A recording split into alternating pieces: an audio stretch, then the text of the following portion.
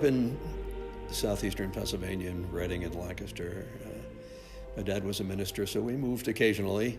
I grew up in a distinctly non-liturgical church, and I never really understood the connection between the liturgy and the spiritual side of things, if I thought about the spiritual side of things at all.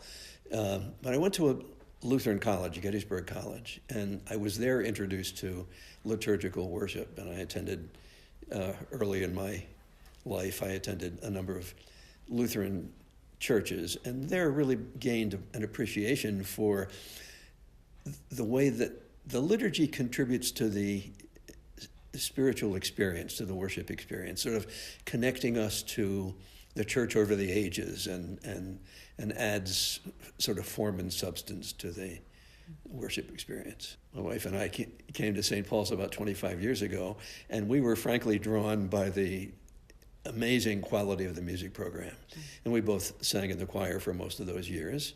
And so, of course, that was a central theme in our experience with St. Paul's.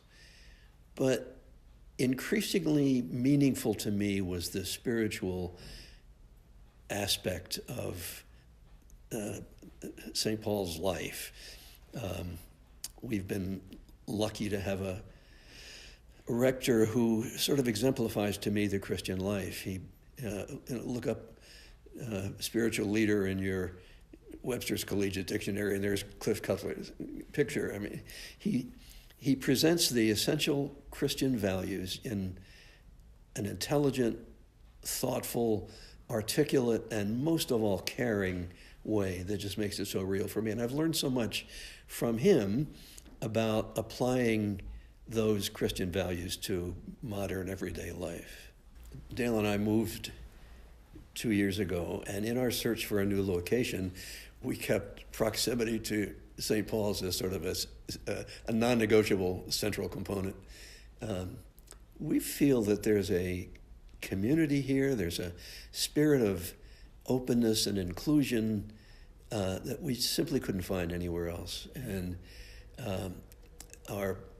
we're at a sort of a crossroads here in Philadelphia between sort of a high income area and much lower income location.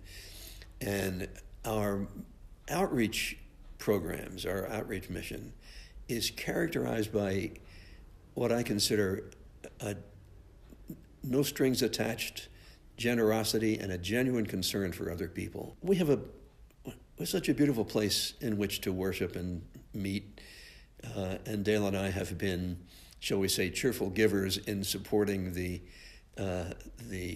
facilities and the St. Paul's campus. It's only fair that we derive so much from our membership here and that we return our time, talent, treasure. As a member of the vestry, I see firsthand the very careful management and allocation of our resources to programs and activities and facilities that support our basic mission.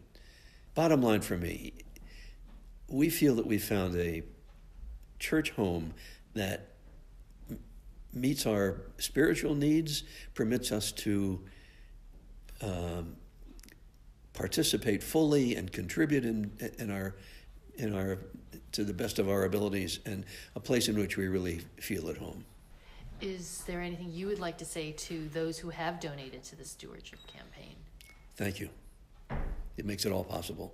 We do so much. We do so much for our parishioners, and we do so much for the community. And our donations just make that possible and let us continue to look for new opportunities to be of service to our parishioners and to the community. Great. I think Face-to-Face Germantown is one of the most significant programs, because that is really people to people.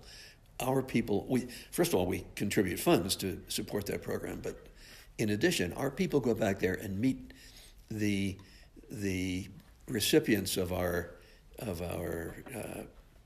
donations and our service face to face, and that to me makes it different. There's a parity of esteem in charitable activities. it's not one person above the other, but we're on equal basis. We both benefit from those interactions.